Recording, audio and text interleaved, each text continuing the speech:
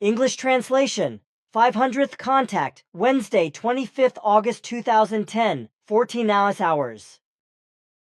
You are already waiting. Greetings and welcome, dear friend. You are not late, for we have arranged for 14 dear Schroeders. Greetings also to you, dear friend. With your permission, I would like to start with these sheets here, which I would like you to read first, and then tell me what you have to say about them. This is important. There have been some misunderstandings about this matter, which have been cleared up in the meantime, but what is written here, for example, by H, who wants to become president of the national group. I am not one of those human beings who blindly follow a directive. Even if it comes from Billy, that is what I find all sorts of things. Because when directives are given by the association, they are based on our statutes and articles of association. Surely it is not acceptable that they are not followed.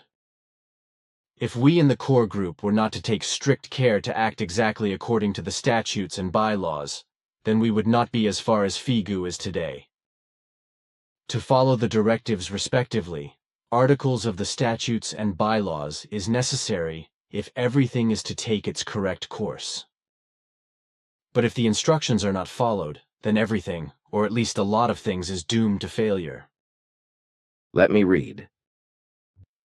If a person who aspires to the office of president in a national group writes something like what is written here, then it should be clear to me that this person is deliberately violating the statutes and bylaws and is not suitable for an office as president of a national group. Because it would be clear from the outset that if such a presidency existed, the group would not be able to function in terms of order. A presidency must be ruled out for H in advance, because these words alone disqualify him as the group's leading persons in the form of a president.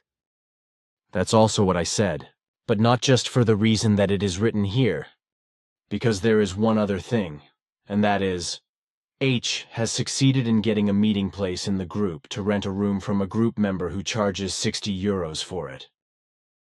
In addition, H insisted that 2 people in the group should move out of their own house and take over a house manager's position. That's more or less what I was told. And also I think that this is not in accordance with the Figu. I think that the property management is a coercion that should not be done by any member of the group, and especially not by any persons who want to become the president of the group. And with regard to the rented premises, I find that it is not up to Figu members to charge group members for a meeting room. Everyone is in the same boat, which means that everyone is working with and for each other, and therefore is not out to harm the members financially, which is actually true in this case. In addition, the group has the possibility to use a suitable meeting room in an inn for a total of €50 in exchange for a consumption obligation, as has always been the case with Figu. What you say further proves to me that H is not suitable as group president. He acts arbitrarily, arrogantly, selfishly, compulsively, and obviously imperious and suggestive with regard to the group members concerning his desires, ideas, and wishes. Furthermore, it is clear from this that he has not understood the meaning of the Figu regulations concerning the statutes and bylaws. If the national group is really to come into being, which seems to me to be more and more questionable, then H must under no circumstances be involved in a leading office. And what I still want to say regarding everything that Bernadette wrote to him according to these sheets. Everything is correct. If mistakes have been made with regard to some things, then this is to be understood and not to turn a blind eye to them, as is sometimes said by Earth humans, when misunderstandings, etc. occur. I am comforted. But it is simply not to be understood that certain human beings always immediately seize power and want to turn everything around in their own way when they sense an opportunity to do so, even when they cannot see things clearly and cannot judge things in the correct sense. Everyone always wants to be the greatest and to rule over all others. instead of putting themselves on the same level with everyone else and discussing everything with each other in a harmonious, correct, and pertinent way, and then deciding on it together. And this must be done without power-hungry people suggestively influencing, persuading, or forcing others to make any decisions. Unfortunately, this evil of wanting to rule prevails among the majority of Earth humans, which is why they do not want to place themselves in a general and appropriate order, nor in laws and recommendations that would be suitable for creating peace, freedom, and harmony, as you repeatedly point out in your explanations. Unfortunately, this is indeed the case, and the worst are those domineers who, in politics and the military, in terrorist organizations and in religions and sects, commit their humanity criminal mischief, start wars, commit murders, wreak havoc, torture, rape, and bring unspeakable suffering to human beings in the name of love, freedom, peace, and justice. This also applies to the death penalty, which is a crime against humanity and is used by states such as the USA, etc., when war criminals or murderers are executed by law. Any exercise of the death penalty is basically a crime against humanity, but that is not what the death penalty criers care about. And you would not believe that even in Switzerland we have such criminal elements crying out for the death penalty, as was shown on television just yesterday, when in fact a group of moronic idiots demanded that the death penalty be reintroduced. That the reintroduction of this despicable method of torture and punishment would bring about a return to the methods of the Dark Middle Ages that were so contemptuous of humanity does not seem to be clear to these imbecilic idiots who are demanding the death penalty. It is true that those who yesterday called for legally enshrined murder via television, etc., have today, on the midday news, again distanced themselves from their monstrously inhumane and inhumane request, and stated that their demand was only a shot across the bow to make people think that the lame penal system must be tightened up again. This slimy and evil-smelling excuse was probably brought forward because it was obviously recognized that her inhuman and unjust demands would have pushed her into social marginalization. But one has to ask oneself how primitive, degenerate, justice and misanthropic morons must be who want to reintroduce a death penalty that was once abolished out of humanity and justice. In my opinion, such a request no longer contains any rational power, not to mention any lack of reason, any social thought, or any lack of value with regard to a humane and harmonious form of society. The mere cry for capital punishment shows whose spirit child is a human being who demands such legally legalized murder.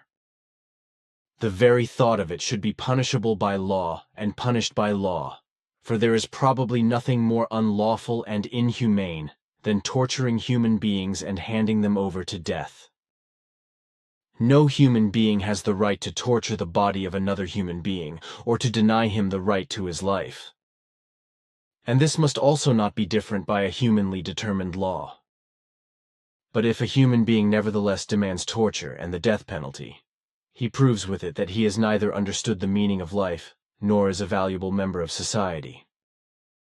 Society is not calling for torture and the death penalty, but for social cohesion, cohabitation, and cooperation.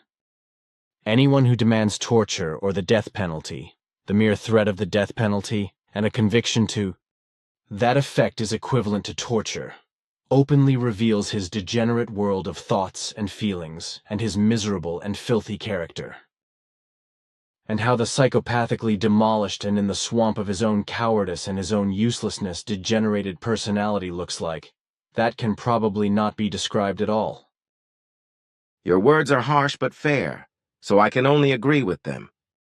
And if I am to say one more word about this, I will cite the absurdity of the fact that, as you have said, earthly military and civil courts do indeed sit in judgment on criminals, sentencing them to death and executing them for war crimes, etc., in relation to crimes against humanity. But the fact that the judges and condemners and those exercising the death penalty act in the same way as criminals with regard to crimes against humanity is completely ignored. Thus, the judges, condemners, and executioners take the right to commit crimes against humanity themselves without being held responsible for them. And as you say, the mere thought of demanding a death penalty should be punishable. In fact, however, the very idea of demanding the death penalty should be punishable, for this alone is a contempt for life and is completely unworthy of human beings and without rights, as is also the case with acts of war, terrorism, and religious and sectarian acts of murder in any form. Thanks, your words do me good.